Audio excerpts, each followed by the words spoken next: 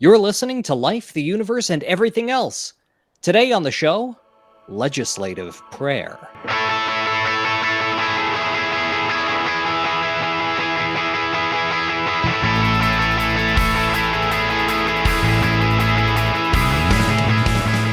Life, the Universe, and Everything Else explores the intersection of science and society. If you have questions or comments about the show, or you'd like to suggest a topic, you can find us on Twitter or Facebook, or send us an email at lueepodcast@winnipegskeptics.com. Show notes and references can be found at lueepodcast.com.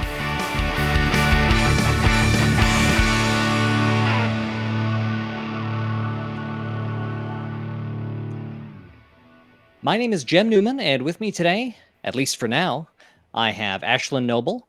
Hello. Laura Creek-Newman. Hi there. And Lauren Bailey. Hello. Our primary topic today is legislative prayer in Canada. And to help us unpack that issue, we have an interview coming up with Dr. Teale Phelps Bondaroff, the research coordinator for the BC Humanist Association. Dr. Phelps Bondaroff received a PhD in Politics and International Studies from the University of Cambridge and holds undergraduate degrees in Political Science and International Relations from the University of Calgary. Thanks for joining us on the show today. Yeah, it's great to be here. It's nice to talk about legislative prayer. I spent my day talking about tax policy and sea cucumber conservation, so it's nice to pivot back to legislative prayer, which is one of my passions. So it's a wide variety of topics that you cover in your research.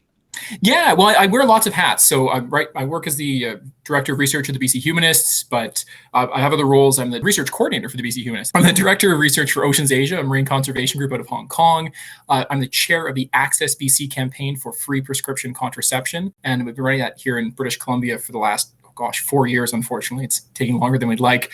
And I do a bunch of consulting for marine conservation groups and environmental groups on some urbanism issues.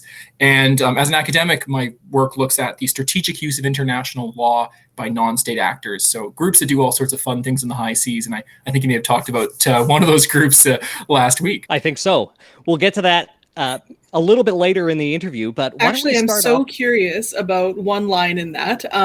So is your group, the free contraceptions group, behind the Facebook ads that I get that have like an IUD and some birth control pills, and they say, should these be free in Canada? Oh, no. I would be very interested all the time.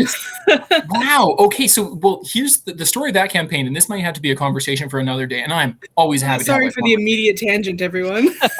No. So the campaign here was set up at this kitchen table where I'm currently speaking from, and it's a bunch of young folks from across BC that have been sort of starting off as a Twitter account, and we've made a lot of progress. The reason why I sound a little bit disheartened was the BC government committed to including free contraception. The NDP, our provincial government, included it in their platform. It was in their budget recommendations, and we were hoping it would be in the budget this year, but we're still waiting. But since that campaign's been rolling for 4 years, we've actually have sister campaigns. There's one in Manitoba, there's one in Ontario, and there's been other efforts across the country. And it's kind of spiraled out of control in a very good way. That doesn't often happen in activism. We had this one moment where municipalities across BC have been endorsing our campaign. And I got a call from a journalist, and they're like, what are your comments on this one city that's endorsed your campaign? I had no idea they'd done it. Someone else had asked someone else, and the whole thing kind of got out of our hands. So I don't know who's running those ads. It could be our friends in Manitoba. There's a group out there. I didn't think they had the budget for that just yet. So I'd love to learn more about that. Very cool. Sounds like excellent work. That one is great. I love that campaign because we've introduced a lot of people who work in the medical profession or medical students, which, Jim, I'm sure you can appreciate, who know a lot about the issue and have really personal stories of working at the coalface, but have no experience with activism. And so a bunch of us who have more experience with activism and politics have kind of joined forces with them.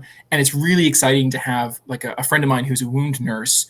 We met at the Women's March a few years ago, sitting down with me and lobbying a minister and, giving presentations at budget committees. And so it's been really fun to work with people. And the stories you get some of them are very sad and depressing, in the patriarchy and capitalism.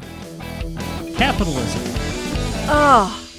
But also some of them are quite funny. I'll share one fun story with you. And we're tabling at UVic, and this is before the pandemic, getting people to send in letters to their MLAs to urge them to make all contraception free.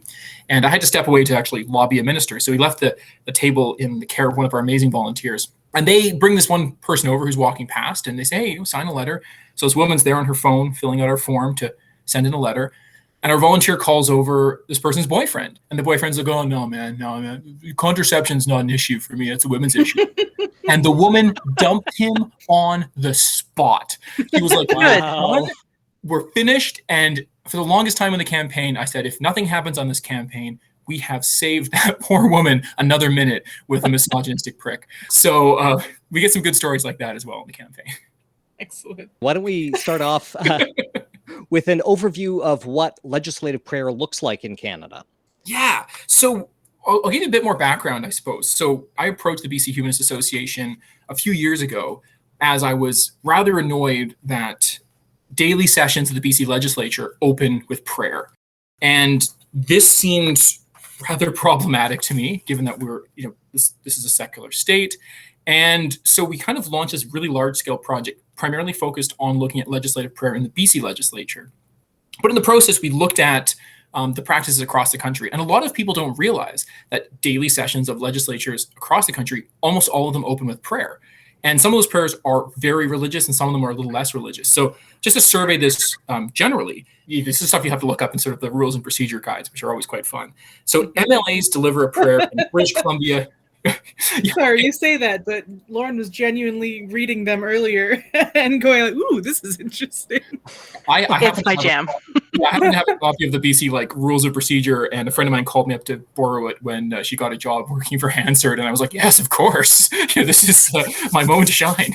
Yeah, the Manitoba one is online, thankfully. I read it just before this interview. Well, skimmed, because it's 150 pages.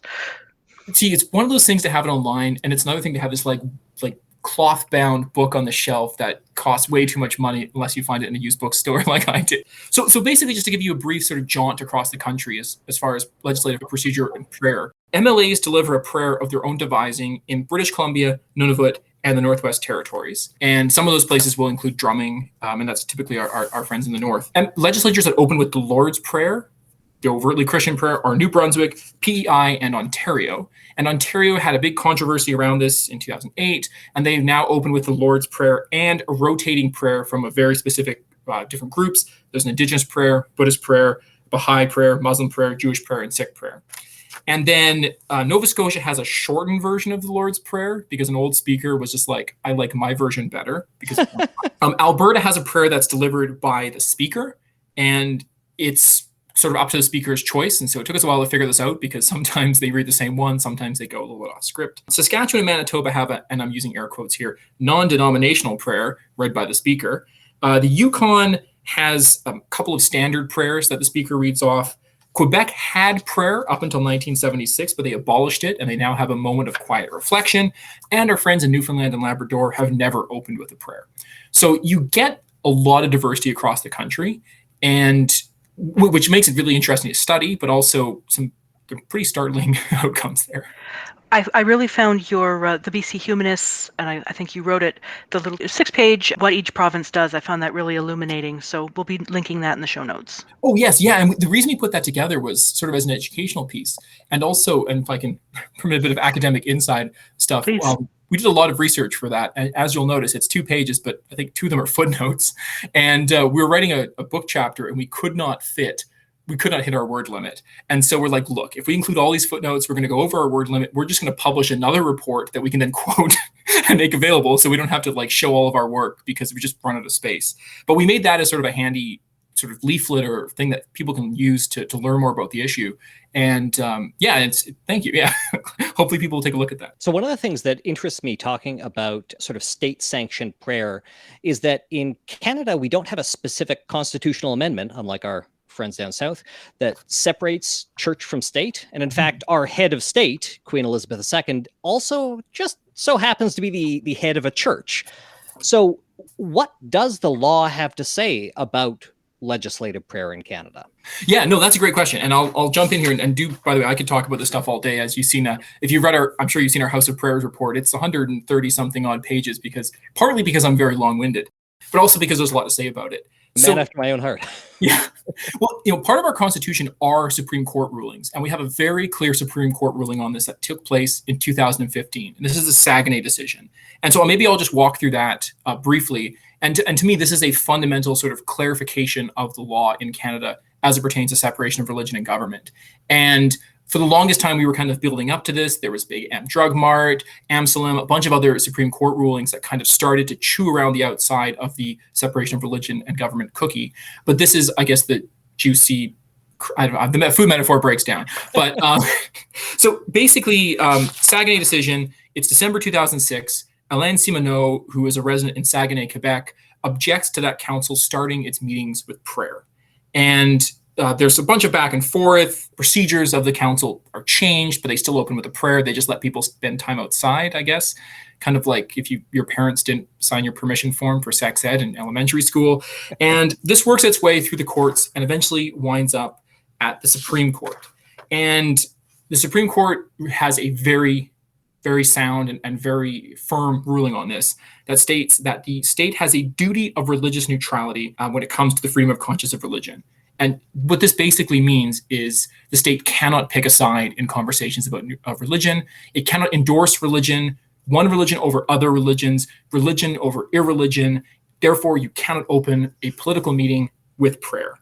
And and it says very clearly, like say, for example, in paragraph 137, it says that even if religious practices are engaged in the state by the state are inclusive, they still may exclude non-believers. And you can see how that happens, right? A bunch of people say we're going to have a non-denominational prayer. All religious people are welcome. Great. What if you're not religious? Suddenly you're excluded. And one thing we've also found is that when people say religion, they tend to mean a very narrow definition of religion that excludes a lot of non-traditional Western religions. And so that's kind of the broader issue. But I'd be happy to dive into Saguenay in as much detail as you guys would like. But basically, it says that you can't have individuals representing the state endorsing religion in their official capacity, and it's really clear. It says this is a democratic imperative. So we're not wishy-washy at all in this context. The Supreme Court is very clear that you cannot open a meeting with a prayer, and that basically solidifies this question. And so one thing, there's kind of two aspects of the BC Humanists research on legislative prayer that we've now followed through on. One is prayer in the BC legislature, and the other one is prayer in municipalities, which are definitely prohibited. And we might need to separate those conversations in two sections, because despite the fact that we have a very clear Supreme Court ruling on this, it is not clear in practice, and prayer continues in legislatures, as we've heard, in most provinces.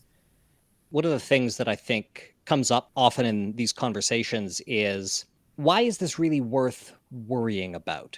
Even if you're not like a firebrand atheist who's always one of those Facebook warriors, why should the average secularist be concerned about prayer in legislative sessions? I would probably take the question a step further and say that everybody should care about this, even the religious, for example. And one of our first points that we raise in considering legislative prayer in the legislature is prayer in legislatures it trivializes something that people would consider sacred.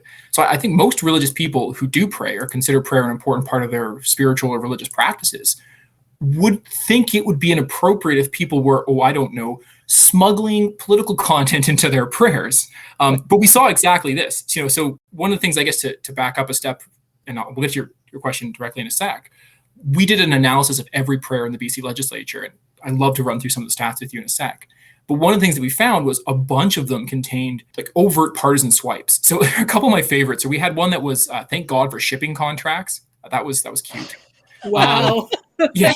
That's special. Nothing like being like, I'm a backbencher and I want to smuggle some commentary on the recent public content in here, right? One of the other ones that I thought was particularly maybe telling was I'll give you the date on this. It was 2004. The MLA for Kamloops, North Thompson, Kevin Kruger, is giving his prayer.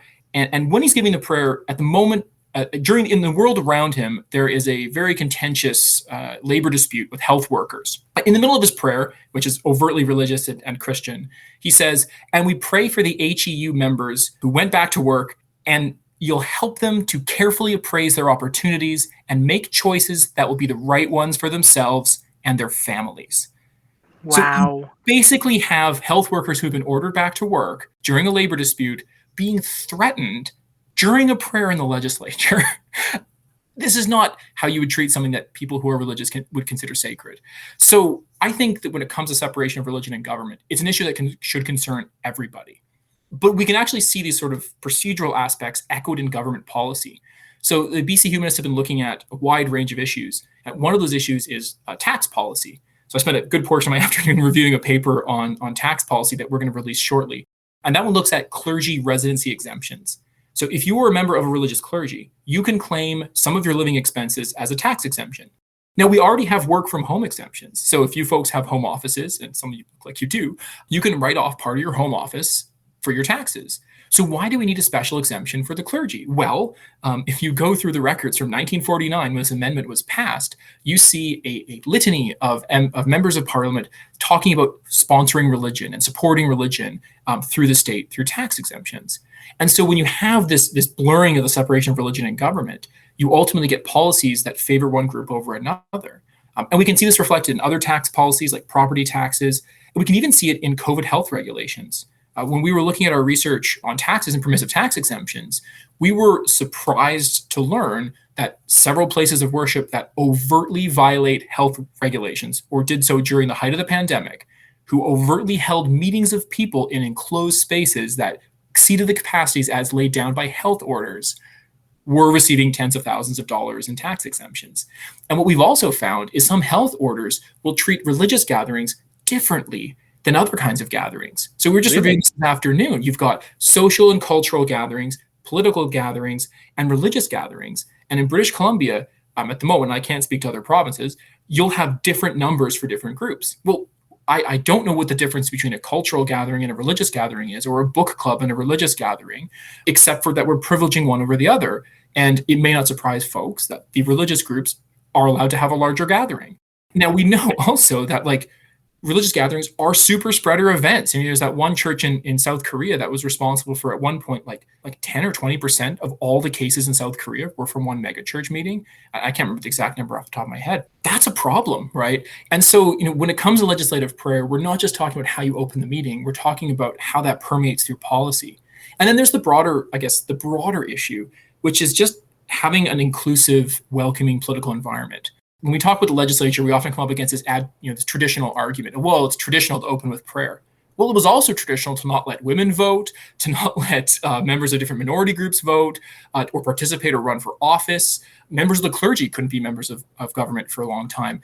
So we have these traditions of exclusion and discrimination. That's not a good reason to continue them. And we want to make sure that our legislative settings are welcoming to everybody. And so starting with a prayer is not appropriate.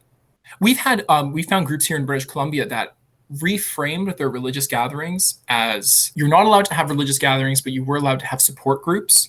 So they went from a church to a support group because they're allowed to work their way around that. And they have lots of videos of large groups of people engaging in air quotes support or worship without masks on, singing and spraying, speaking moistly as you were in a closed setting, right? Sorry, that's a throwback. So yeah, it's one of those things where we have this weird blind spot in our society that seems to favor some religious groups. Like take the property exemptions, for example.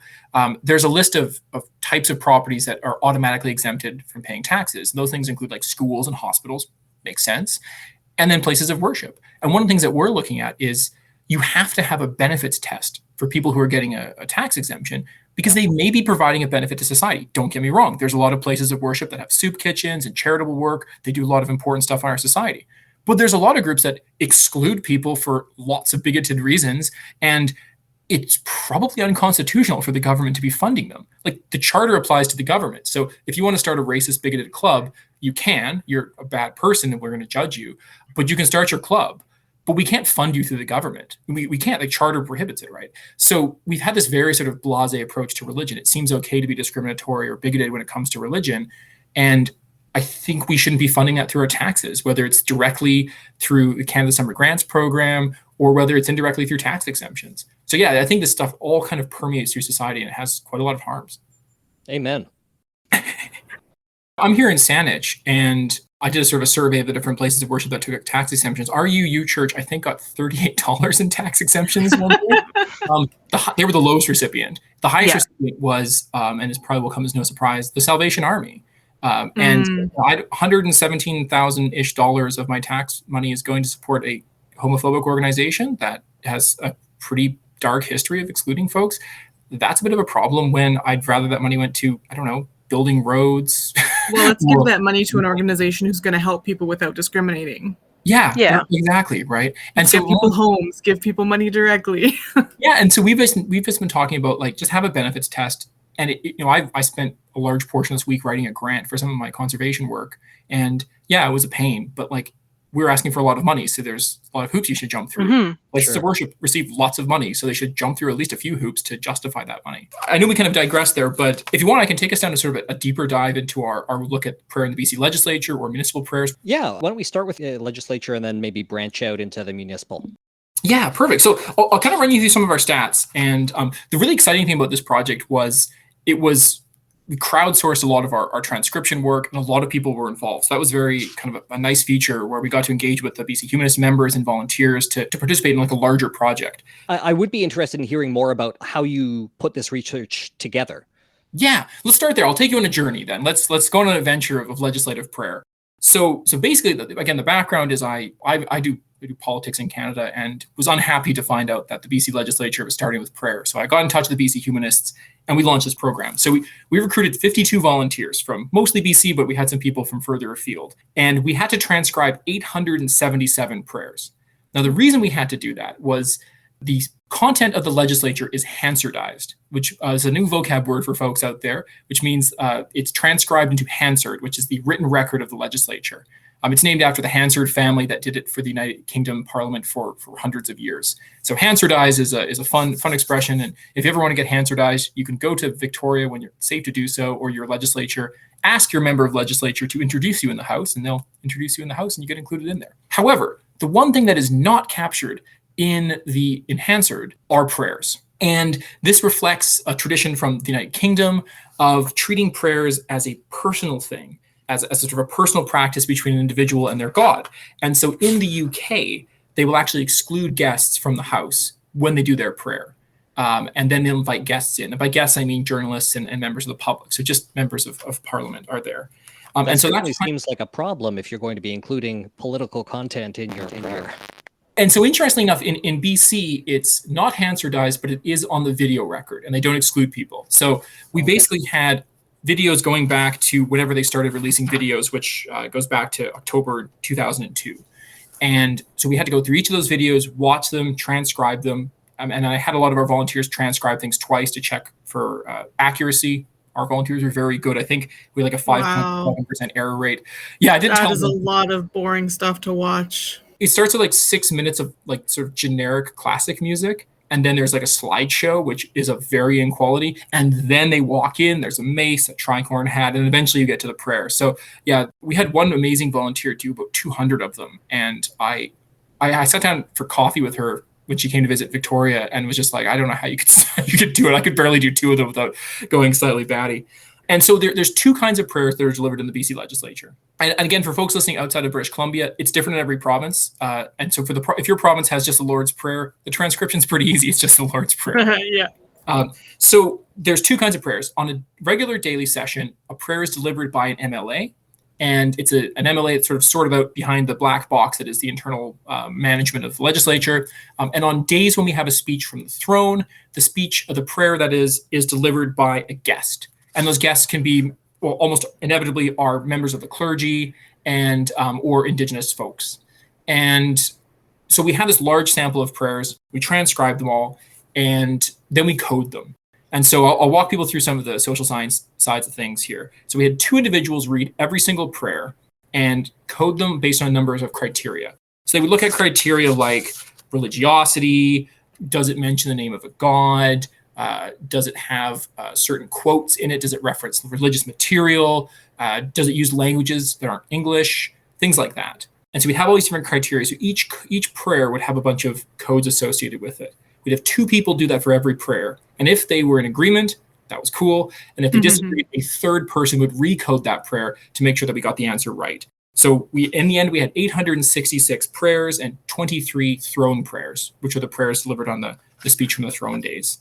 And so that was kind of our overview. And then we ran the numbers and started finding some very interesting things. I should also add, by the way, that in British Columbia, while MLAs can deliver a prayer of their own devising, they also had a sample list of prayers. with like 5 sort of generic wishy-washy prayers on them that MLAs could just read off of. And so that kind of sped the process up sometimes, because you could kind of just, the prayer was the same every time. And they would sometimes mix and match and add those together. And we actually found that 50% of all the MLAs used one of those standard prayers or sample prayers, as the speaker preferred us to call them. And some of them got creative and they would change things around a little bit. But that was kind of the general overview of the prayers themselves. The prayer that came with the frame. Yeah, and I should add, by the way, if people are looking for the new regulations, so Lauren, if you were looking over the regulations for BC yesterday, for example, they've actually changed. So as a result of our report and advocacy, the BC legislature, we got a small victory. And they made 2 big changes very recently. Got my notes here on this one. 2 big changes were that they went from prayers to prayers and reflections. Very generous, very expansive. And they also expanded the sample prayer list. So now that it's a much longer list that actually includes prayers that are pre-written from specific religious groups. And one of the fun things that we've gotten to do, and we will be doing moving forward until the practice is abolished, is every 2 years we run the stats again with all the new prayers that have subsequently been delivered to see how changes occurred and how those procedural changes influence the content of the prayers. And we have a book chapter coming out soon called Change in Prayers that looks at exactly that. And neat. Interesting things around like gender and age and prayer as well. Where is that chapter being published? That's coming out in a edited book, and it's been about 1.5 years, so I'm not really sure what's going on. Academic books take a bit of a while, so I don't know what it's going to be called, but it's an edited book on Canadian parliamentary politics, and it's a good quantitative dive into the fun, I guess, adventure of statistical analysis. Cool. Well, we'll have to have you back once that's published. And yeah, and we were really fascinated to see the change. But let's jump into the original stats, and if you guys will Sure. indulge me. So one thing that was really startling was 91.9% of the prayers ended in amen. And that's interesting because that far exceeds the number of prayers that were found to be religious. What our thought there was, if someone invites you to deliver a prayer and you have the option of saying whatever you want, most people color within the lines and will deliver something that's prayer-like. Even if they're giving a secular invocation, they'll still end it on amen because of the sort of social pressure that's associated around with delivering a prayer. And that was kind of eye-opening. But overall, we found that 71.2% of the prayers were religious. Now, we had very conservative coding. So if something said God or used vague terms about Lord, we didn't code that as belonging to a specific religion because those are language that's used by multiple religions, even though we could probably guess what religion they're talking about. But we were able to identify the religion for 21.7% of the prayers. Of the prayers that we could identify the religion for, we found that 93.1% of them were Christian. So Surprise. overtly Christian. Yeah, like these are, in his name, washed in the blood, kind of, overtly Christian language. And that's 20.2% of prayers overall. And so that's kind of an interesting observation in and of itself. It does make sense. However, it doesn't match up with the demographics of British Columbia, particularly with respect to non-believers, particularly with respect to other religious groups. For example, Sikhs make up a huge percentage of BC. I think 4% last time I checked or more. And there wasn't a single prayer that we could identify as coming from Sikhism. So that's not exactly anything lining up. We did also, because we're kind of political science nerds and it's interesting, we looked at party affiliation. And so for folks who aren't in British Columbia, we have a kind of a 2-party system, 2.5-party system. There's the NDP, which is our sort of left of center party, the BC Liberals, which are our sort of right of center party, the BC Greens, which are our all over the place party, and they only have 1 or 2 seats in the legislature. So we kind of excluded them from our party analysis just because it made things very complicated otherwise. And they only had 2 prayers anyways. But we found that BC or NDP MLAs were slightly more likely to give a secular prayer compared to Liberal MLAs. However, Liberal MLAs were way more likely to give Christian prayers. 25.4% of their prayers were Christian compared to 9.2% of prayers by NDP MLAs. And I should note that we had 4 categories. We had not a prayer, we had secular prayer, non-sectarian prayer, and sectarian prayer.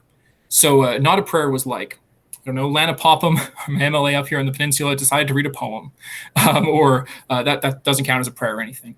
Secular invocations were statements that weren't religious, but would generally be seen as sort of a invocative statement. Non-sectarian prayers were religious, but we couldn't identify the religion. And then secular or sectarian prayers were overtly religious prayers. So, in the Father's name, praise Jesus, and that kind of thing. And overall, we found that the number of Christian prayers was going up. And I guess if you were to draw one conclusion, we can jump into some of the stats too, because there's some other fun stuff, and our report's massive. The best part about the report is we've got quantitative analysis, we've got legal and philosophical analysis. There's like 24 pages of coding, so people can replicate our work. All the coding and data is online. So if anyone else wants to look at, say, like a gender analysis or an age analysis of religiosity, it's all there. And I would hope that someone would look at gender. There's some really cool stats there. But yeah, it's a pretty tofu-filled report here, if I can say so. But yeah, overall, we found that fewer MLAs were delivering prayers, that the prayers were getting longer and becoming more religious, and that the prayers didn't reflect the demographics of British Columbia, which I think comes as no surprise. And this is something, a couple other trends that we identified were, as I mentioned, 10 prayers had overtly partisan content in them. Half the MLAs really like using the pre-written prayer, so they're like kind of reading off a script, which is kind of boring. And the number of MLAs that were reading off scripts was going down. And when we ran the numbers, we had this roster as to who was giving more prayers. And there was like one MLA up island that was giving he gave the most prayers in every single session. He finally retired, and he's now the mayor of Nanaimo. And so we now have this post Leonard Krogh era where we can actually look at stats where this one guy isn't giving almost all the prayers. Somebody else has to volunteer. Right. And so the internal structure we don't quite understand, but it does actually raise questions about who gives prayers, right? It's not like a set list. They volunteer. And so some of the MLAs will give more prayers than others. And it does become a bit self-selecting. And so we found that MLAs who are more religious probably want to deliver prayers, as opposed to MLAs who are not more religious. Maybe they don't want to give a prayer, and so they don't volunteer. So there's some really interesting sort of trends going on there. And I guess the last thing I'll mention before we can, but we also looked at other language content, and we found that there wasn't a lot of other languages being mentioned, and it's particularly Indigenous languages. And so one of the things that my colleague Ian Bushfield, who's our executive director for the BC Humanists, he and I actually wrote a report looking exclusively at Indigenous content in the BC legislature. And I think this is particularly salient given some of the news we've had in Canada and sort of ongoing need for reconciliation, is we're opening sessions of the BC legislature with prayer, but not with a territorial acknowledgement. And it's happened twice. I think Spencer Chandler Herbert, who was the acting speaker during the height of COVID, at one point, someone gave him the floor because he was chairing, and he opened with a territorial acknowledgement because that's what we do in British Columbia, and it's the respectful thing to do. And it was sort of the first time that we've ever seen it happen in the last 10 years or 15 years. And the report that Ian and I wrote, we weren't arguing that there should be a territorial acknowledgement. We were saying, here's the information we have, that there's very little Indigenous content being brought up. If people wanted, especially Indigenous folks, would like to have a territorial acknowledgement, then that's something that we should explore and work with communities to develop. But it is kind of problematic that we're opening with a religious prayer and not something that would be more constructive for bringing the country together and maybe moving towards reconciliation a little bit. So that was kind of, there was something promising insofar as Indigenous content was increasing, but we're still talking about individual words and one MLA who would end their prayer with sort of a Coast Salish sort of invocation, like a hushka, sort of like a thank you. That's not meaningful content. So there was a lot of, we queried the data quite heavily, if I could summarize. Yeah, and there's a lot more unceded territory in BC, in what we call BC than what we call in Manitoba. The entirety of the province, mostly. Yes. Yeah. And so we kind of explored that issue in a lot more detail, and it's obviously we're two sort of settler dudes out here on the West Coast, so it really wasn't for us to say hey, we should definitely open the BC legislature with prayer. What we were more saying was, here's how little Indigenous representation is taking place. Not only just the content of the prayers, but how few Indigenous MLAs we've had. And if people would like to do something with this, they can. And that was kind of as far as we got on that. It's important work to help people get started. So yeah, someone takes you up on that. Well, and one of the things that was interesting too is you do have most of that Indigenous content being delivered in throne prayers from invited guests. And other jurisdictions have done different things. So, the culmination of our report was, look, guys, abolish this. This is ridiculous. You don't have the ability to, this is just, it's always going to exclude people no matter what you do. But there's other alternatives. So, for example, as I mentioned, Quebec has a moment of silence. That's not unreasonable. Get your head in the game. You can check your phone if you want to, but we're going to take a minute to just hunker down here before we get to the business of governing this province. But you could also do what Scotland does. And Scotland does a thing where they invite individuals to give an invocation. I think it's once a week. And they invite those people based on the demographics of their jurisdiction. And so they actually had someone give an invocation, secular invocation in BSL, because why not? And they've had different religious groups represented, different philosophical groups represented, humanists and atheists and sort of minority religions. And so that was another way of doing it. You can invite guests in. So, in British Columbia, you could conceivably just invite once a week, for example, a different elder to give a territorial acknowledgement for their territory, and not just an acknowledgement, but like share their experience or do whatever's appropriate from their cultural context. One thing I will say for Scotland was, despite the fact that they represented accurately the different religious groups in Scotland, they were still hugely skewed towards gentlemen and male identifying people, such that it was, I think it was like 70% of the people delivering the content were still men. So there's really no way of doing it so that's representative, and it doesn't really serve a purpose other than to reinforce religious hegemony and to discriminate and exclude people. So it's one of those things that we were advocating for, just abolish it. It is an interesting approach, because in addition to the kind of obvious fairness like that could appeal to anyone, like it could also serve to remind these people of the diversity of constituents that they're there to represent. Yeah. At the same time, like, you do end up slicing the pie finer and finer and finer as you're trying to divvy up all of these prayers among all of these. Like you were saying earlier, there were 5 other bonus religions that were allowed to be represented occasionally, but clearly that is not a representative list of all of Canada or all of BC. Oh yeah, and like what's interesting there is, like, here I'm in Saanich, and just south of us is Victoria, and they open their municipal meetings with art. Like, they'll have a piano player do a piece, or Highland dancers do a dance, or a poet. They have a poet laureate and a youth poet laureate. So they'll do kind of an art performance to open the session. And I thought, like, what a way more meaningful thing to do, to invite a young poet to present their poetry to city council. It doesn't take them more than time than it would take to read a prayer, but it's a huge boost to that poet's experience delivering their content. It shares art. I mean, it invokes the numinous without invoking the religious. How cool is that, right? That's really cool. I like that. Yeah, and like, you could do that in Parliament. I mean, again, you're starting to, you could just do nothing, right? But if you wanted to, like, highlight artists or like substantive content, like, quite frankly, we just finished running the stats on like annual clergy wages in this country, and I think the average wage for like a professional clergy member was like $45,000 a year. I have a lot of friends and family in the art world that would love to make that kind of money, maybe get a bit more exposure for their work so that they could. So, maybe we definitely have to shift our priorities, that's for sure. I can already imagine, like, especially if we did this on like a federal level, just the deluge of complaints that we would see on Twitter and Facebook about this thing that this poet said, or this piece of art that was shown that was sacrilegious, or it's exhausting just thinking about it. Well, then now you're talking about the whole thing of, like, Balderizing art, right? Like, it's going to be art, but it has to be like non-judgmental art, non-controversial art, and of course, exactly. Like, we all immediately thought of like a slam poet getting up there and attacking Trudeau for dragging his feet on conversion therapy, right? I mean, like, yeah. I doubt that the House leaders are going to do that, although I would welcome it. Well, I've thought about getting into politics, so maybe.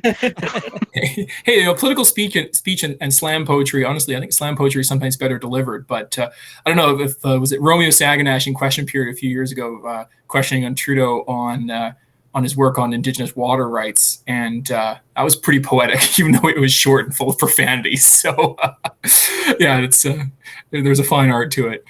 So why don't we talk a bit more about the municipal prayers? Yeah, let's jump into that. Yeah, so, and if people are interested in learning more, our report's called House of Prayers, and I'm sure that folks can easily find the notes on that. And BC is unique insofar as we have the transcripts of those prayers. The only other places that they would be possible would be the north. They actually turn their cameras off for Hansard, so you actually couldn't do the transcriptions. So we do have a really unique data set, and I guess if there's any data nerds out there or researchers who want to play around with our data, you can check out the BC Humanist website and explore the data set and see what you can do with it. Because as I said, there's some really cool stuff that you can query. We weren't interested, for example, I originally had my coders look at like the flavor of prayer, because there's different kinds of prayers. There's prayers of thanks, there's prayers asking for something, there's lamentations. And we started going into that, and then we kind of had a moment for pause when we were like, we actually don't this is too much data. We can't possibly use this for anything at the moment. So there's this huge wealth of information that people can look at. And of course, it's amateur people doing prayers, and there's some pretty funny ones in there. So returning back to Saguenay. So I should answer one other question, because you might be asking, okay, so the Saguenay decision that I started off talking about prohibits opening a political meeting with prayer in Canada. So why did our project have to happen, right? Like, we went back to 2002, but there was a prayer that opened the BC legislature like a few weeks ago, right? Yeah, wasn't this already That's solved? a fair question. Yeah, actually. Yeah, and it's one of those things where we have to dive into our parliamentary procedure guides again. And basically, it's been tested in the courts at the municipal level through Saguenay, but the issue hasn't been tested in the Supreme Court at the provincial or federal level. I forgot to mention that the federal government, Parliament and Senate, open with a prayer in French and English. That's a sort of lengthier religious prayer, and you can easily find that one online. Audio sessions still start with prayer. The main reason is because we just haven't quite finished our legal case.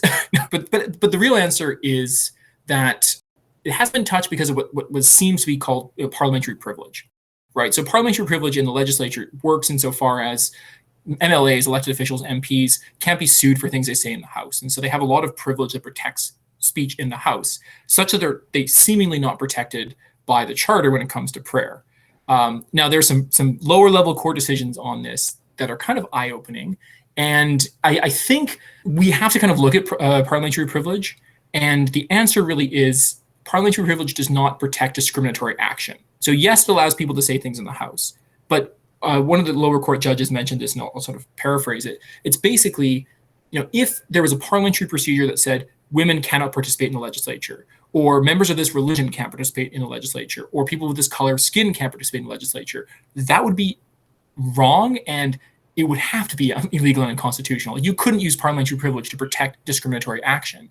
And so excluding people based on religion or non-religion falls into the same category. Right. And so this just hasn't been tested in the courts. But really, I think there will be some legal action or decisions made at some point in the middle future exploring this, because it would make zero sense to have parliamentary privilege being so strong that it would protect like overtly discriminatory action. It goes against what it is on its face, because it's meant to protect people from discrimination inside the legislature and from what they say. So why would it then? I mean, they can twist it any way they want, but it's meant to protect. I'm going to peter off here because I've no way to finish that sentence. And it gets into the minutia of like legal theory around parliamentary procedure. But like, we had a controversy about this in British Columbia, for example. And this is something I'm getting excited about, and I'm hoping to do a project on. This is another fun vocab word for people, which I didn't know until a few months ago. A sumptuary law is the law pertaining to dress code. Actually, if I suddenly hit a nerd subject, we can take a deep dive into. Lauren and I both participate in the SCA, the Society for Creative Anachronism, so we know a lot about sumptuary laws in our particular time period. Yeah. You probably know more than me then. But basically, BC had a controversy because they had like incredibly sexist sumptuary law in the BC legislature. So it was like, gentlemen, you must wear a suit. Women, you must cover your shoulders. And it's like, I'm sorry, what? Like, this makes zero sense. Was it 2015 or whatever Trudeau used to say, right? Like, this is just bonkers. And you see a lot of laws and procedures in Parliament that are still kind of borderline discriminatory. So like, BC, women can now kind of dress how they want. But if you're a guest in the legislature, you still can't wear a hat, which seems kind of trivial until you realize that some people wear hats for religious reasons. Some people wear hats because they like wearing hats. And some people wear hats because they have a cultural reason for doing so. And if you go to Ottawa for question period, and I highly recommend it if you ever get to go to Ottawa, go to question period. It's great to sort of see government in action. They will make you take off your hat unless it's for religious reasons or cultural reasons. What are cultural reasons? What does that even mean, right? And so you have the state making decisions about what counts as a religion. And what we find when you start peeking beneath the jurisprudence on this and the regulations and the rules is the government doesn't have a definition of what counts as religion. We don't actually have a functioning definition of religion. And that makes sense because if you come up with a definition of religion, I can probably find a religion that kind of doesn't meet those criteria, but it's still probably a religion, And also, and this comes back to the fundamental decision to Amsterdam, which is the state can't be the arbiter of religious dogma. Right, so let's say Jem and I have a conflict about like our small cult that we've suddenly started, a cult around beard growing, and I maintain that beards have to be square, and he says that topiaries have to be round, and we beard each other back and forth, and eventually we take this to the courts. who's the state to adjudicate our weird beard-based spiritual regulations? It puts the government in an uncomfortable position, right? And on its face, it's not an appropriate thing for the government to do. So anyways, my colleague Ian and I had a paper called Arbiters of Faith, where we took a deeper dive into this. And I guess we'll segue into the municipal stuff in a second here. But basically, when the origins of this report were that we were doing this study anyways. And then we get an email from the Speaker of the BC Legislature who says, hey, we're doing consultation around prayer. We know you guys have been asking us some questions about it. If you're able to get in a letter as part of our consultation in the next 10 days, then you can contribute to this ongoing conversation about the future of prayer in the BC Legislature. And so we're like, okay. So we wrote this 136-page report. That was, the research was done, but the writing wasn't. We wrote that in 11 days, submitted that as our, flunked that down on the desk as our submission. And then we got to thinking about it. And we thought to ourselves, how can the state actually decide who to reach out to for that consultation? They don't have a definition of religion. So do they just reach out to like the prominent religions, the religions they know? Did that include sort of new spiritual movements? Did it include less popular religious groups they're not familiar with? Within a single church organization, did they talk to the head of the church? They talk to the people who were beneath that person? How could they decide? And critically, if we were to submit a sample prayer and another person was to submit a sample prayer, apart from spelling and grammar, how could they decide between the two? Because they're not in a position to say this is a good prayer that's going to reach some sort of deity and this is a bad prayer that's going to reach no deity at all. The state can't make that adjudication. And so even the act of trying to reform legislative prayer was hugely problematic and put the state in an incredibly awkward, both legally and also just practical challenge. They couldn't physically and practically and legally evaluate the prayers that were being submitted to them. So it's just sort of one of those challenges that comes up when you look into legislative prayer. But as I said, I could probably talk about this stuff till the cows come home. Why don't we jump into municipal prayer then? Let's do it. Brilliant. Okay, so this is still fresh. We're presenting a version of this report to a conference in a few weeks. So basically, Saguenay comes in 2015. So all municipalities should cease to introduce their sessions with prayer from that point on. Now, it's going to take a few months for the message to peter through. And yeah, fair enough. It didn't reach, Lumbee in the interior for a few months. That makes sense. But after 3 or 4 years, you would expect that the Supreme Court ruling that prohibits all legislative prayer at municipal meetings should be followed, right? You would expect if you weren't as pessimistic as I am. Yeah. Your pessimism is well-founded. So the background here is I'll have to. I'll clip that one and play that for my wife. There you go. Oh God, I've become a ringtone here, right? So it just so happens that I do a lot of local politics here, and I'm at watching our inaugural meeting here in Saanich, and they don't open with a prayer; they open with 2 prayers. Right? And I'm thinking to myself, that doesn't seem right. So we had some amazing summer researchers, and I have to give a bit mad props to our team because we had some great summer researchers look at this, and Adriana Thom, who's my colleague on the BC Humanist research team, has, I think I could confidently say, looked at more municipal websites than anyone else in Canada ever. Because basically what we did was we looked at every municipality in the country with a population of over 1,000 or the top 50 municipalities by population in each province and territory. We scoured their records for their inaugural meetings and their regular meetings to see if they opened with a prayer. And that was a long process. And now some folks might come from larger cities that have like functioning websites that have only 2 fonts on them and don't have weird MySpace graphics, right? And then some people might come from municipalities that kind of don't. As luck would have it, I was looking just last night at the website for the municipality of St. Rose, Manitoba, and it had upcoming events listed for 2011.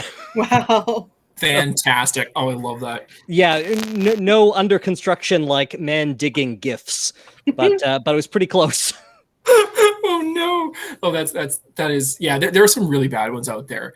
And anyhow, so we went through them all. We started with British Columbia, and so again, there's 2 kinds of prayers, right? There's the inaugural meeting prayers when there's a bit more pomp and circumstance. There's bagpipers and national anthems and judges swearing people in, and then there's your regular sessions.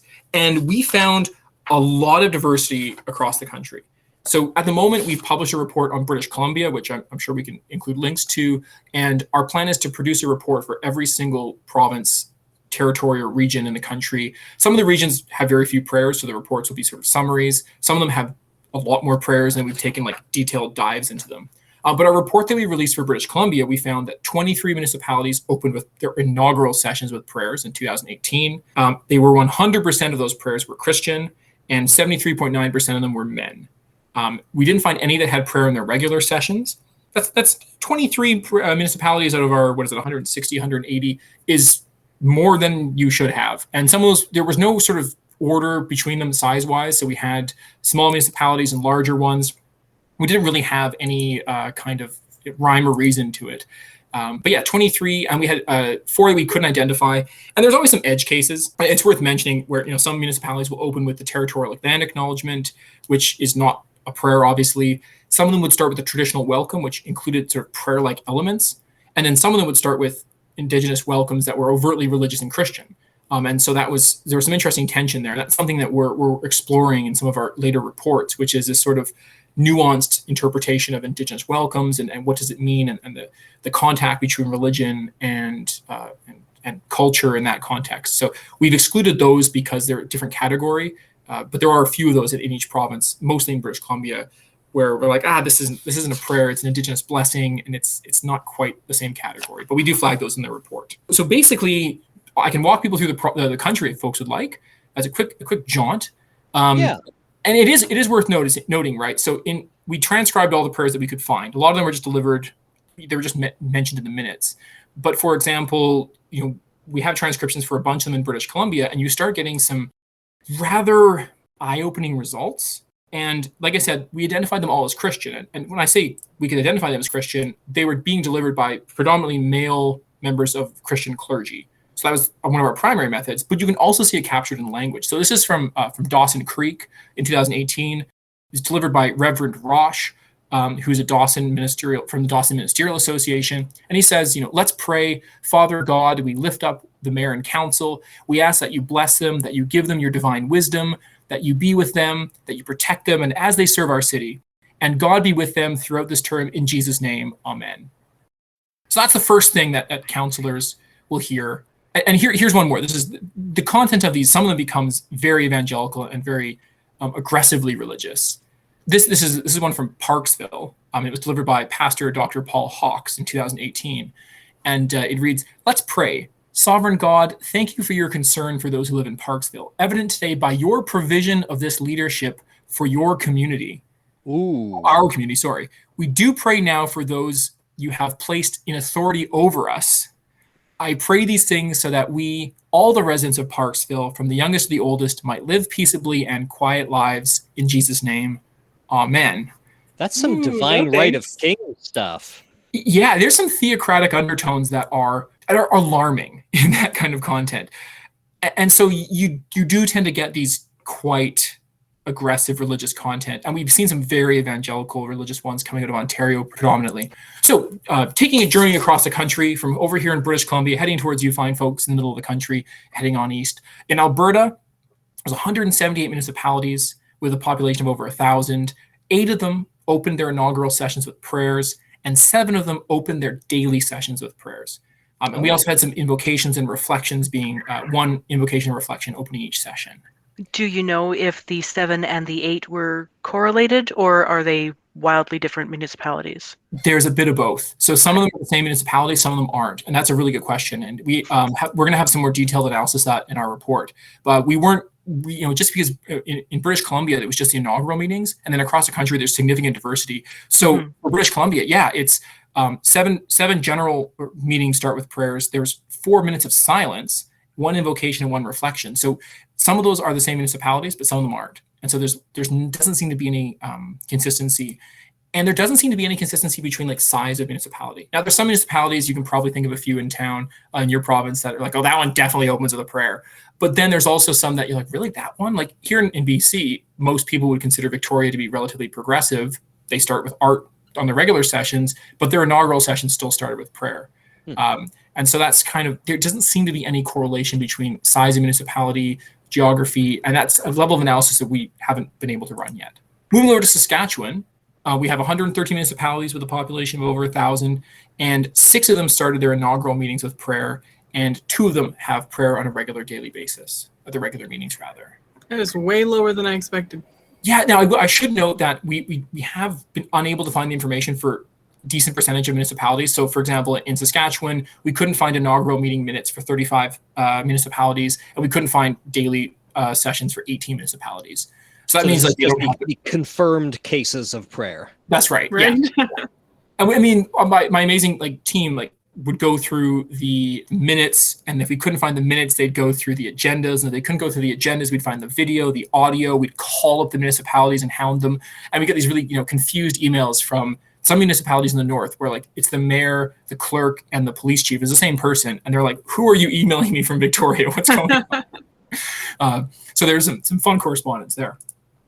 Just very briefly, how do you get funding to do this? Or is it 100% volunteer, this whole survey? So the House of Prayers report, the original study was totally volunteer. I just got in touch with the humanists and were like, I would like to do this. This is an important project.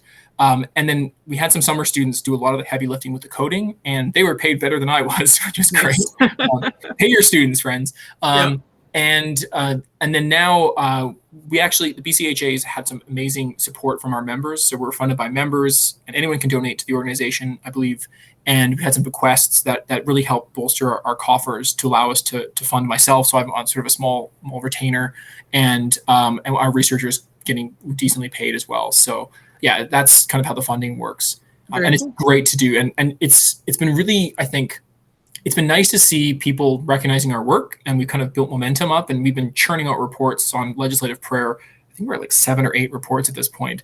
And it's a pleasure to work on the project because we all kind of know the subject now, and we can really dive into the questions in a lot of depth. So yeah, shall we get to Manitoba? This is the one we're waiting for. The most important one. Yeah. I got some fun stuff on this one too, by the way. So there's 121 municipalities with a population of over 1,000 in Manitoba. And for inaugural meetings, 11 of them opened with prayer. We couldn't find information for 20 of those 20 municipalities. And there are 5 municipalities in Manitoba that still open their meetings with a prayer on a regular basis. And one of those cities is the largest city in Manitoba, the city of Winnipeg. Yeah, I knew the city had it. It's been contentious for some of our local activists here too. So. It has, and what's really interesting about that is, and the other one, by the way, is Steinbeck. No surprise here. Really? Yeah, I didn't know who would know. One of the other ones. But what's really for Manitoba, Winnipeg rather, is they as a city did a legal review after Saguenay came out. And I tried to get a hold of this legal review. We put in a Freedom of Information request, and we got 2 beautifully blank pages that were completely redacted. But we got those pages, damn it.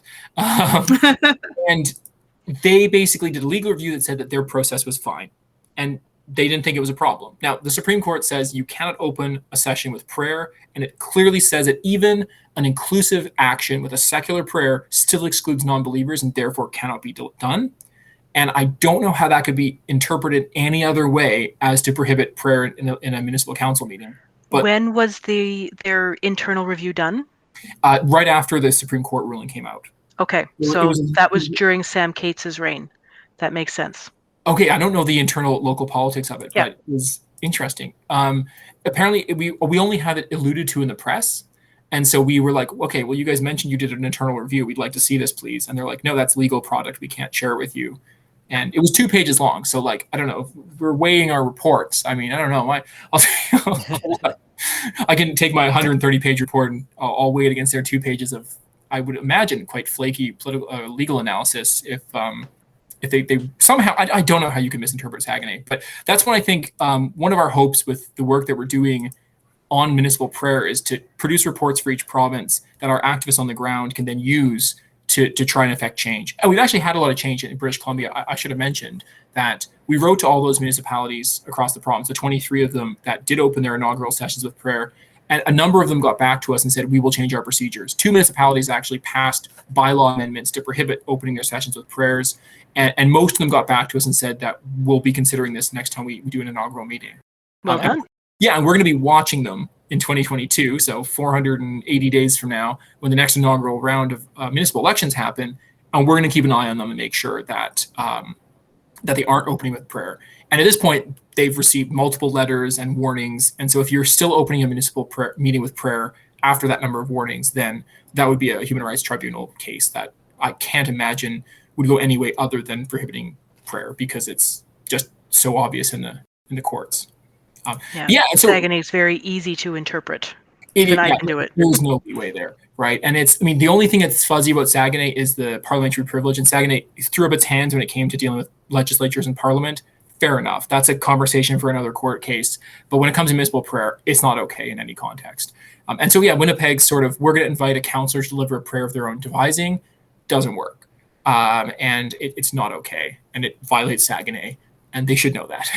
Let's carry on across the country here. We're in Ontario. Ontario, of course, has 370 municipalities with a population of over 1,000, and 158 of those included prayer in their inaugural meetings, which is a lot.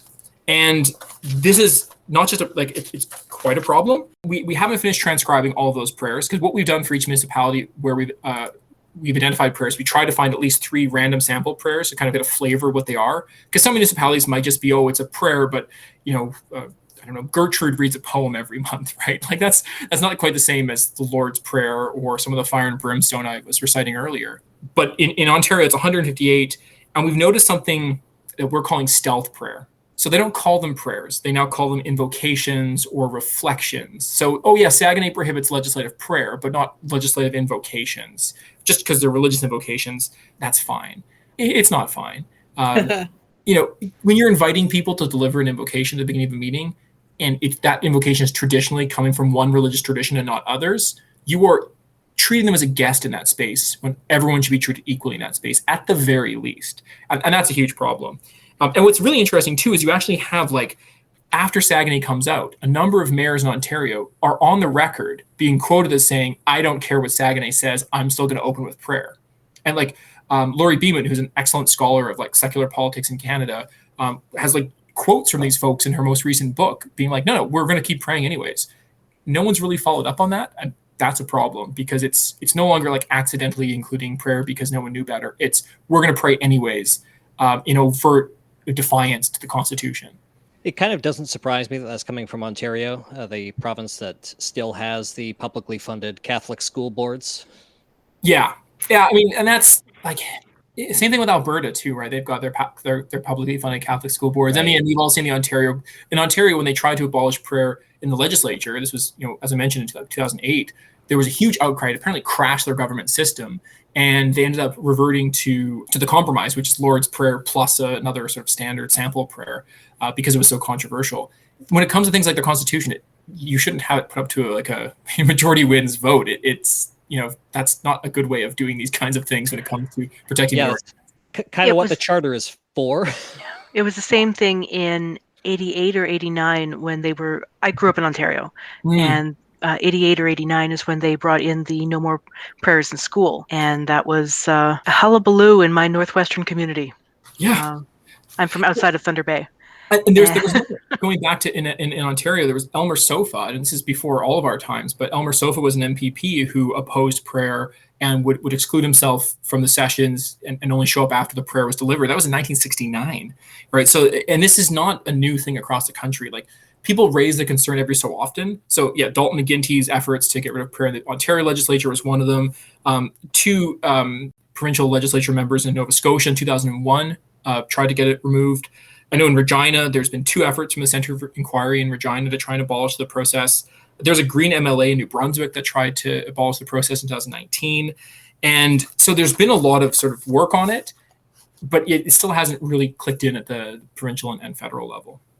Let me take you across the country, friends. So here's one that's interesting. So in Quebec, we only surveyed 50 municipalities because we only had our amazing French-speaking volunteer for a summer. And also we found 0 municipalities that started with prayer in their inaugural or general meetings.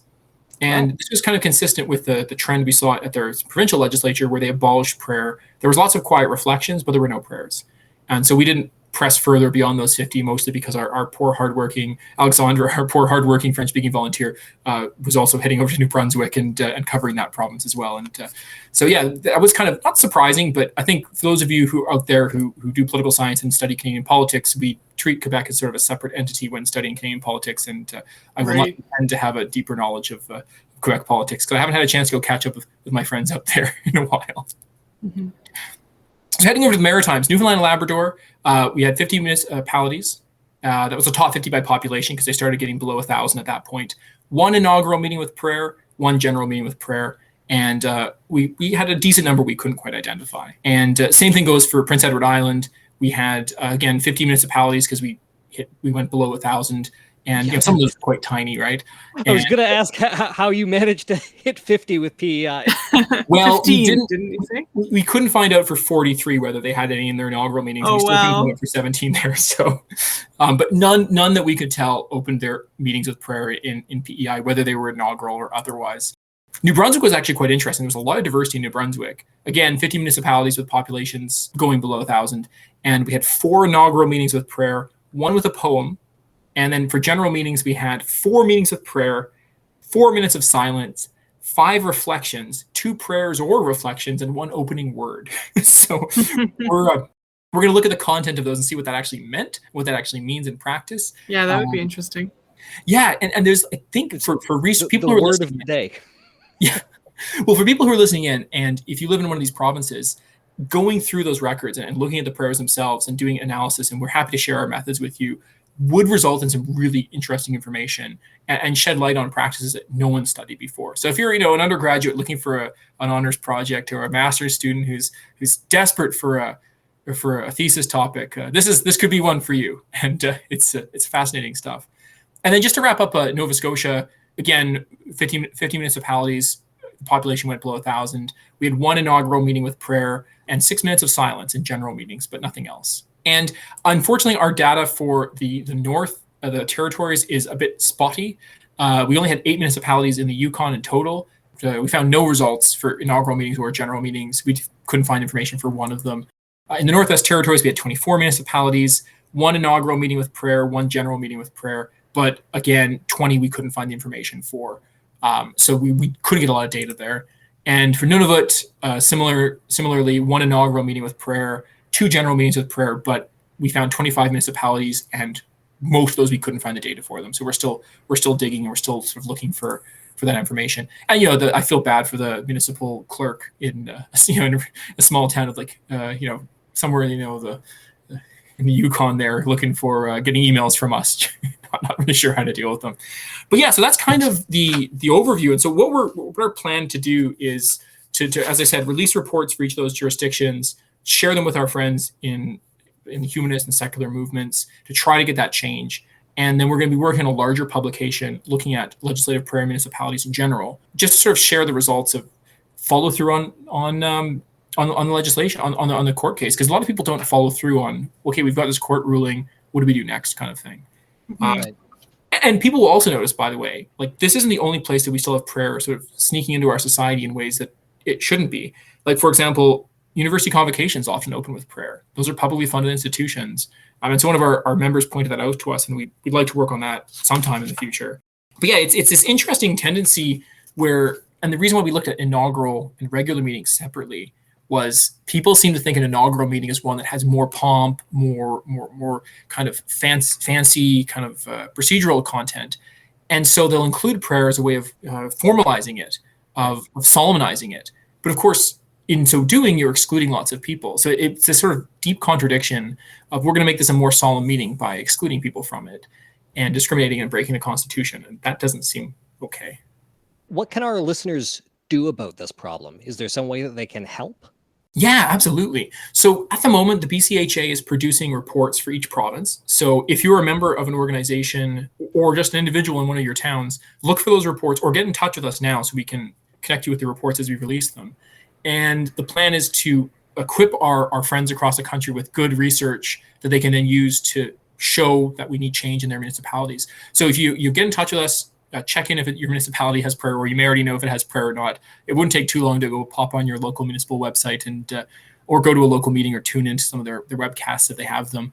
And that's one thing that I think a lot of folks can do. And I think we're the BC Humanist Association. And so when we write a letter to the city of Winnipeg asking them for information, they have a reason to be recalcitrant insofar as, like, we're just a bunch of people on the other side of a huge mountain range. But when a local voter gets in touch with them, that is more meaningful. So we really do need local people on the ground to carry the flag and push the issue. And so our goal is just to hand you powerful research that you can use to to make the world a more equal and secular place. The cynic in me who has attended, tried to make change locally says they won't listen to the local person either, but maybe if it was more than a few of us. They give a better chance, at least. The key thing here, though, is because we have such a strong ruling in the form of Saguenay, that that local person might need to be equipped to go on, take it to a human rights tribunal. That is a case that you shouldn't lose. And I think the one thing I would say to people is if you are interested in pursuing these kinds of things through human rights tribunals is please don't represent yourself. Please get in touch with a local group to get a real lawyer to represent you. I've seen too many cases of really well-meaning atheists fighting cases at Supreme Courts on their own. They don't know what they're doing, and they lose cases they shouldn't lose because they just didn't know the nuance of the law. I'm not a lawyer, and I wouldn't feel comfortable arguing any of this stuff in front of a court. You need a lawyer to do it. So get in touch. We have there are pro bono lawyers across the country who I'm sure would step up to fight for this really good cause. But please don't go to some of those tribunals on your own. Yeah, good advice. Because those tribunals make precedents as well. They do. And I don't know if folks were following, say, for example, the Church of Atheism case out in Ontario. And that was just it was hard to read. I mean, the ruling was still informative insofar as the judge admitted that Canada lacks a definition of religion, and the definition that the Canada Revenue Agency was using kind of excluded Buddhists and any non-theistic religions, which is a problem. But I think that case would have gone a lot differently if you'd had someone who was competent in the language of law. Yeah, and it's some of this stuff we've been diving into these cases for years, and there's still interesting nuanced bits. And I'm learning. We went to the tax courts on clergy residency content, and there's a wealth of content there. But you can get lost in that quite quickly. So we'll include links in the show notes, but listeners who are so inclined can find the research at bchumanist.ca. Yeah, and I guess I'd end with two things. One is you're asking for things that people can do. BC Humanist Association would love your support in a few of our projects. We're often looking for volunteers to transcribe tedious prayers. So if you're looking for a fun COVID activity, let's jump in and listen to some prayers. But we have another project. We have a host of projects that we're working on, and I'm sure I might hopefully talk to you folks in the future on some of these. We're looking at tax policy, as I mentioned. I spent this morning talking about our Crisis Pregnancy Center research that we're looking into, which has been very eye-opening for me. We're working on a invocation guide, and this is another one people can contribute to. So we're writing a guide to giving secular invocations, because one of the challenges we had in submitting our content to the BC legislature was they wanted, okay, we would like you to submit sample prayers for your religious group. And we're like, well, we're humanists. The hell are we going to do? What do you want from us? You're like, we got to write some invocations. So we cobbled together a couple of relatively, I think they were quite decent, but somewhat terse invocations. Some of them were a little bit more on the nose than others. But we had a bunch of members reach out to us and say, I need to give an invocation at a funeral or at a graduation, and I'm a secular chaplain. I'd like to give a comment at an event. I don't know what to say. So we're working on a guidebook to giving secular invocations for whatever situation. And so we're putting together a list of quotes as part of that. And I would love for people to, and I'll share the link with you folks. I'd love for people to share their favorite secular quote with us, because I've been plowing through these piles of books of quotes, and so many of them are religious. Anything that's more than 5 years is super sexist. And we would love quotes from anyone who has a secular bent, quotes that would be appropriate to open a meeting with, a dinner with, say at a funeral, at a birthday, at a graduation, that are secular. We'd love to have your feedback on that, your contributions to that. You can make them up yourself, by the way. They don't have to be a quote from a famous person. They can be just from you. So I don't know, Lauren, if you've got a brilliant saying you're saying all the time, please submit it. We'd love to have it included in our book. As you were saying that, I was reminded of a reading that I have bookmarked because I love it so much. And I'm just going to read it to you because it's short. It's by Starhawk. We are all longing to go home to some place we have never been, a place half remembered and half envisioned, we can only catch glimpses of from time to time. Community. Somewhere there are people to whom we can speak with passion without having the words catch in our throats. Somewhere a circle of hands will open to receive us, eyes will light up as we enter, voices will celebrate with us whenever we come into our own power. Community means strength that joins our strength to do the work that needs to be done, arms to hold us when we falter, a circle of healing, a circle of friends, some place where we can be free. And that's from Dreaming the Dark, Magic, Sex, and Politics by Starhawk. Oh, I love it. I might end with just to wrap up our section with a quote from Saguenay that I was trying to find earlier. It's not quite as evocative, but it's perhaps more legislatively significant. And this is from Saguenay, and it's, the state may not act in such a way as to create preferential public space that favors certain religious groups and is hostile to others. It follows that the state may not, by expressing its own religious preference, promote the participation of believers to the exclusion of non-believers, or vice versa. Hear, hear. And that, my friends, again, is a democratic imperative.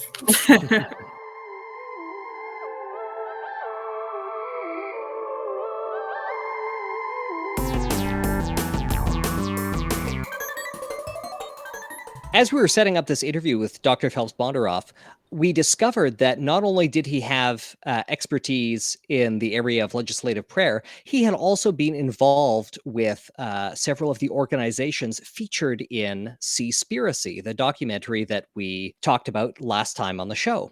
In our next episode, you'll hear the conclusion of our interview with Teale, where we discuss his work with Oceans Asia and Sea Shepherd.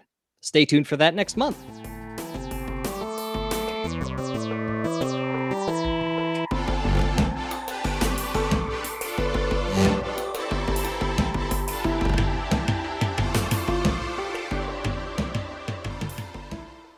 Thanks again to Dr. Phelps Bondaroff for joining us on the show today. Why don't we end this episode, as is our habit, with something nice. So who has something nice to talk about today? Well, it's more of a something relieving than a something nice. I ran an annual general meeting yesterday that was less contentious on its face than I thought it would be, and nobody yelled at me. I was also doing all the tech support because we held it over Zoom because we are a responsible organization. And so I did all the tech support and ran the meeting, and nobody yelled at me. So that's something relieving. That is a lot to do both of those things. Yep. Kudos to you. Mm-hmm. I had Ashlyn on background tech. Some people tried to talk them out of this plan. Yeah. Who else would I have gotten, though? But it went well, and now we have to do the work that we have promised to do over the next year. Okay. Well, here's to doing the work. I could also go with something relieving. I am finally done my first year of medical school. Yay! Just returned from a week-long rural rotation in St. Rose du Lac. Oh, cool. And yeah, it was lovely. I got to slice and dice some people and sew them back up, and it's a whole thing. Rural medicine is different. Yeah. Was this rural rotation in a castle under Dr. Frankenstein? Were there No, niches? It was just an excision for biopsy and 3 sutures. Okay. So, but it was fun. Yeah, I got my first few procedures under my belt, and the preceptor was really excellent. He put us on the spot quite a lot. Mm-hmm.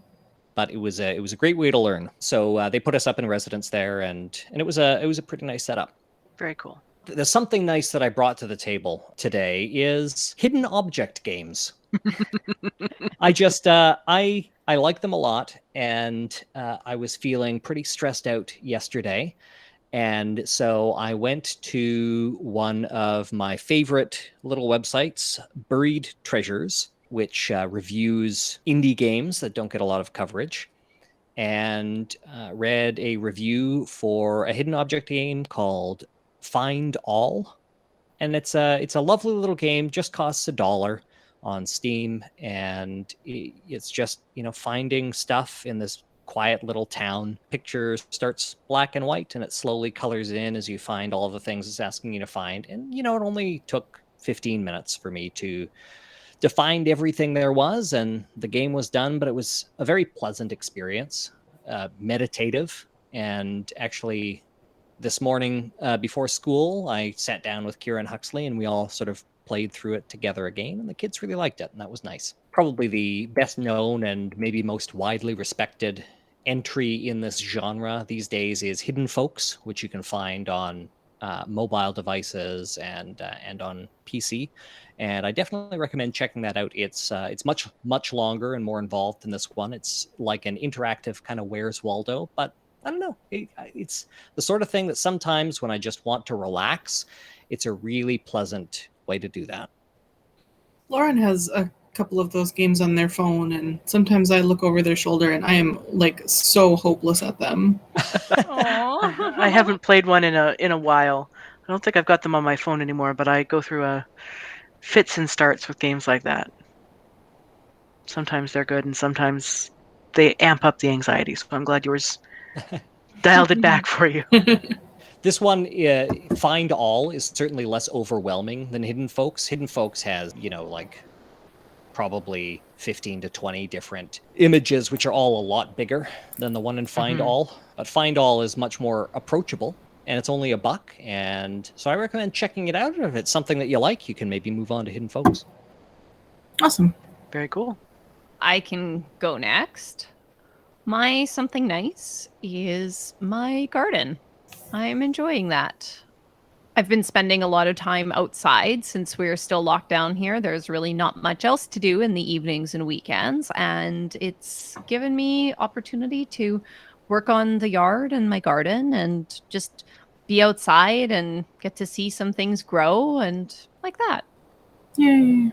Laura and Jem's garden is already pretty fabulous, so I can't wait to be able to come over and see it. Absolutely.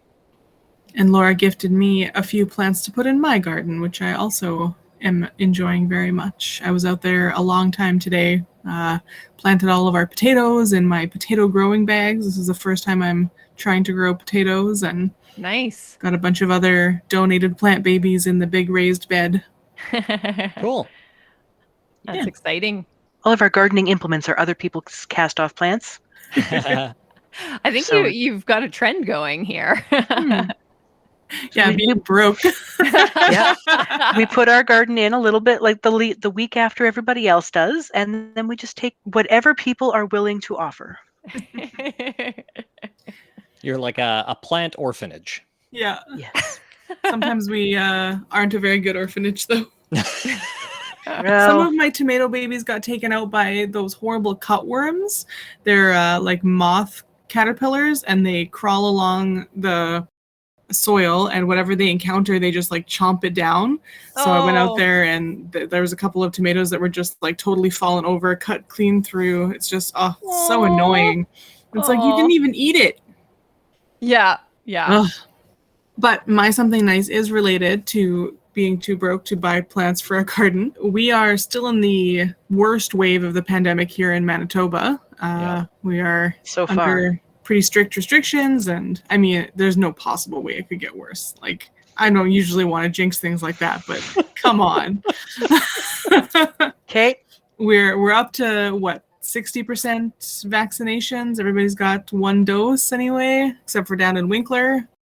So, but anyway, I was thinking that I might have to go and start working for Skip the Dishes again, because my typical yearly cycle is that I will make more than I spend throughout the year, and then during the summer when I have things like Viking Village and Hostfest, I pay off my credit cards and start again.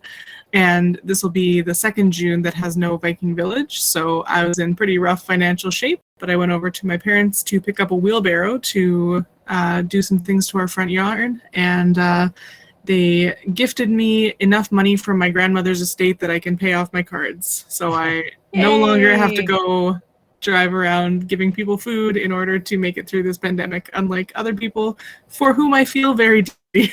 Yeah.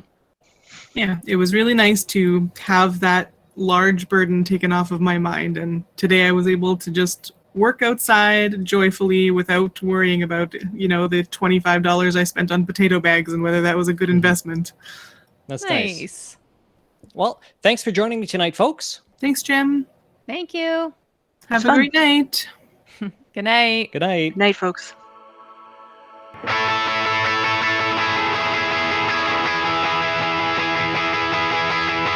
Life, the Universe, and Everything Else is produced by Jem Newman and Ashlyn Noble, with mix and tech production by Jem Newman. If you want to support the show, the best way to do that is with a review on Apple Podcasts or Stitcher, or by sharing an episode with a friend. Original music is produced by Ian James, and this episode was edited by Lauren Bailey.